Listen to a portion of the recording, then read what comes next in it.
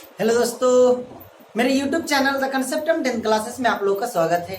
मैं आज आप लोग के सामने लेकर के आया हूँ 9th क्लास फिजिक्स जो चैप्टर चल रहा है मोशन लेक्चर 4। इससे पहले मैंने आप लोग को बताया तीन क्लास में मैंने आप लोग को बहुत कुछ बताया। बहुत कुछ में पहला चीज थोड़ा सा फिजिक्स के बारे में इंट्रोडक्शन, दूसरे क्लास में मैंने आप लोग को बताया क्या चीज गति क्या है, तीसरे क्लास में मैंने आपको जो है दूसरे क्लास में ही मैंने आप लोग को गति के प्रकार पढ़ाया, और तीसरा इससे ठीक पहले वीडियो में मैंने आप लोग को बताया क्या चीज कि चाल क्या है, कि कई समय में तय की गई दूरी को चाल कहते हैं, और बराबर समय में बराबर दूरी तय करेंगे तो एक समान चाल, और अलग अलग दूरी तय करेंगे तो वह समान चाल।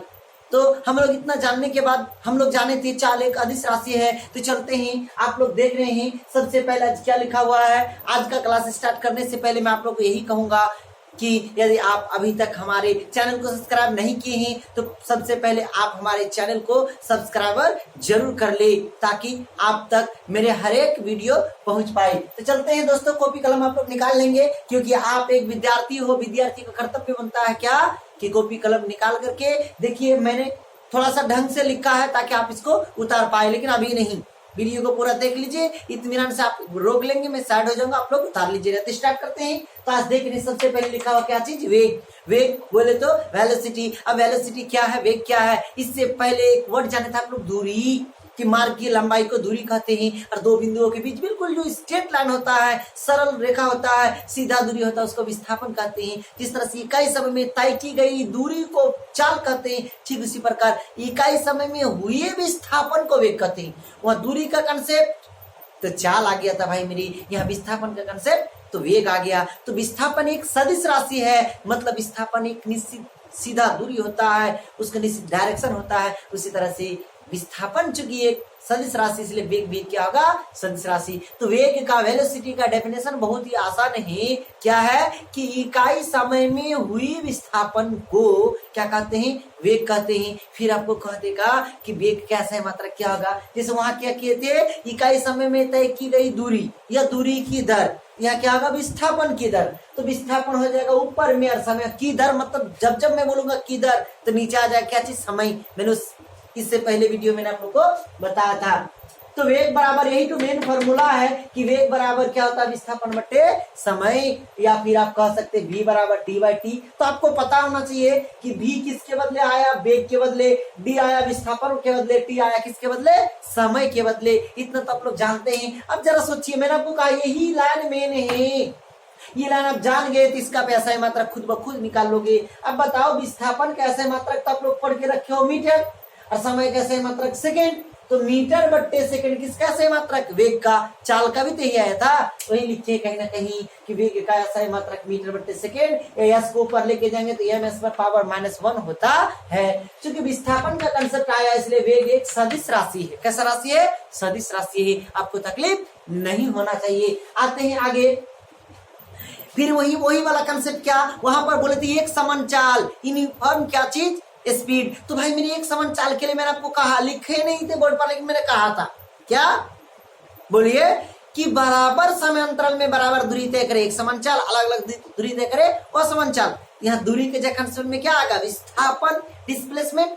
यदि बराबर समय अंतराल में विस्थापन का मान भी समान हो, यानी पहला 1 मिनट में जितना विस्थापित होंगे, दूसरे 1 मिनट में भी उतना ही विस्थापित, तीसरे 1 मिनट में भी उतना ही विस्थापित, तो ऐसी वेग को कहेंगे एक समान वेग, यूनिफॉर्म वेलोसिटी। उस तरह से असमान वेग क्या होगा कि बराबर समय अंतराल में अलग अलग विस्थापन हो, कि पहला 1 मीटर में चलेंगे पहला 1 मिनट में 2 मीटर विस्थापन, फिर 1 मिनट में 5 मीटर विस्थापन हो गया, तो फिर गड़बड़ हो गया ना, अलग अलग विस्थापित हो गया ना।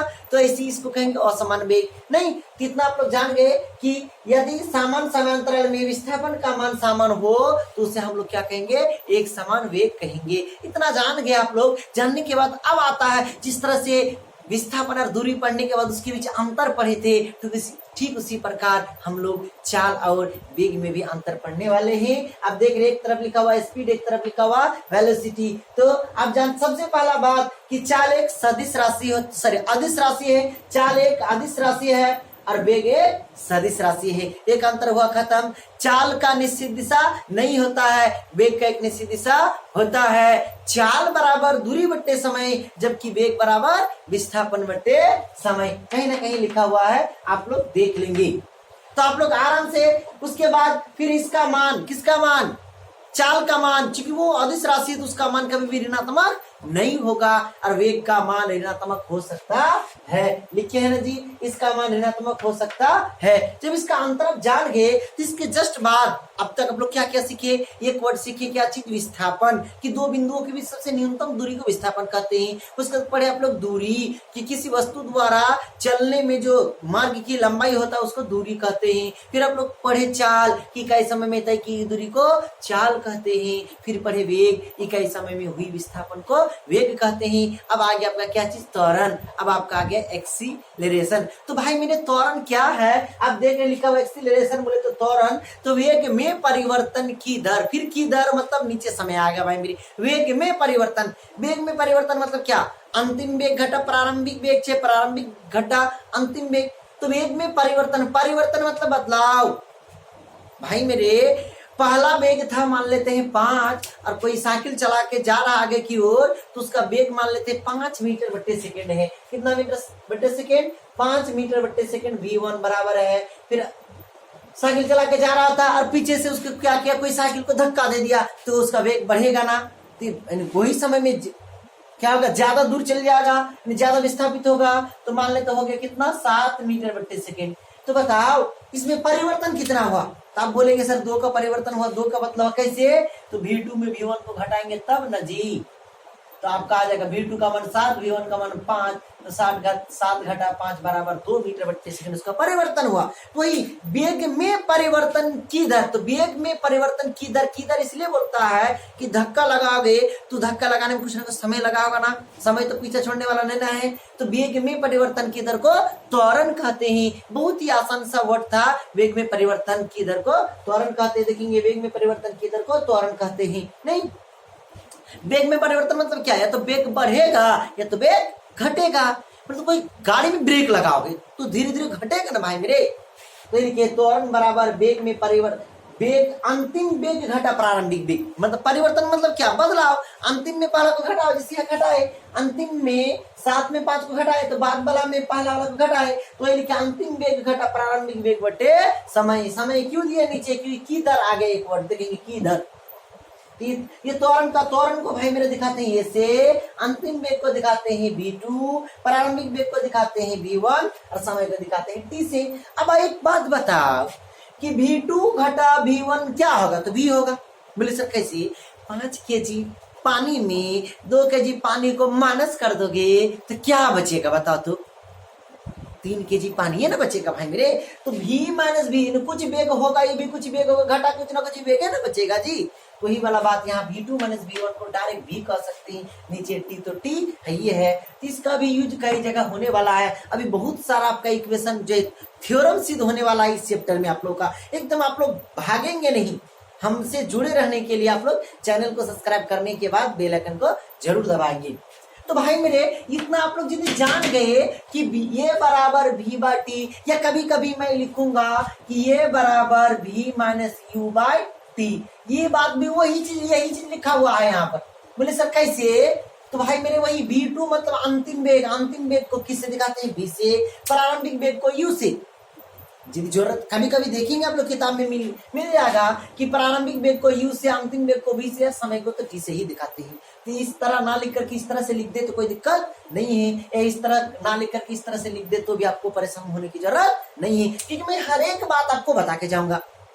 जब आप लोग त्वरण जान गए, त्वरण के मतलब होता है वेग का बढ़ना या घटना, वेग में परिवर्तन मतलब वेग में बदलाव, उसी को हम लोग एक्सीलरेशन कहते हैं, त्वरण कहते हैं। अब त्वरण चूंकि वेग का कंसेप्ट आ गया तो वेग सदिश राशि, तो त्वरण भी कैसा राशि? सदिश राशि।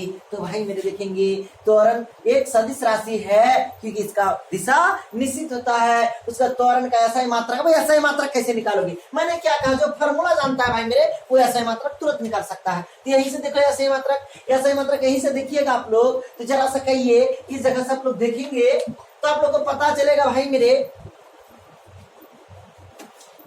यहां से देखिए तो आप लोग A बराबर V/T, और आप जानते हैं कि V बोले तो वेग, और वेग का ऐसा मात्रा क्या निकाल करके रखी हो, देखो मीटर बट्टे सेकेंड, तो मीटर बट्टे सेकेंड, और मेन बट्टे समय का ऐसे मात्रक सेकेंड, इसके नीचे कुछ नहीं। देखिए हमेशा मेन बट्टे खोजना, मेन बट्टे के ऊपर 2 होता है, नीचे 2 होता है, तो ऊपर तो 2 V का तो मिल गया मीटर बट्टे सेकेंड, और इठो ना मेन बट्टे है जी, इठो मेन बट्टे है टी बोलते समय, समय का साथ सेकेंड, कुछ नहीं नीचे 1 है।